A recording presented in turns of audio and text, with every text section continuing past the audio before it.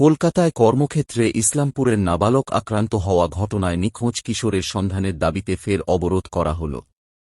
উত্তর দিনাজপুর জেলার ইসলামপুরে রাস্তা অবরোধ করে বিক্ষোভ দেখাইলেন আক্রান্তের পরিবার এবং এলাকার সাধারণ মানুষজন।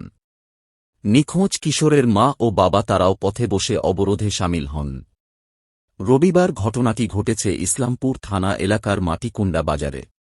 সেখানে তারা পথ অবরোধের পাশাপাশি টায়ার জ্বালিয়ে বিক্ষোভ দেখান। ঘটনার খবর পেয়ে ঘটনাস্থলে উপস্থিত ইসলামপুর থানার বিশাল পুলিশ বাহিনী। অবরোধকারীদের একটাই দাবি, তাদের নিখোঁজ সন্তানকে তারা ফিরে পেতে চায়।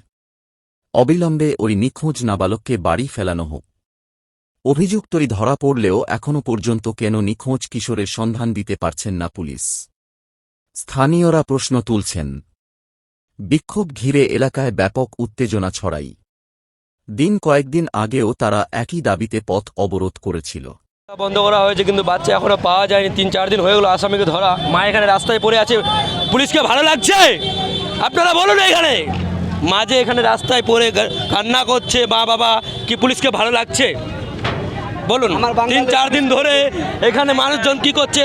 পুলিশজন প্রশাসন দেখতে পাচ্ছে না, কি করবে মানুষ? সবাই রেগে গেছে, কিন্তু এখনো বাচ্চাকে পাওয়া যায়নি। আসামি ধরা পড়েছে, কোনো জবাব পাওয়া যায়নি। আপনারা কি চাইছেন? আপনারা চাইছে আমাদের বাচ্চা লাগবে, আমাদেরকে বাচ্চা লাগবে। আপনার নাম? আনিসুল।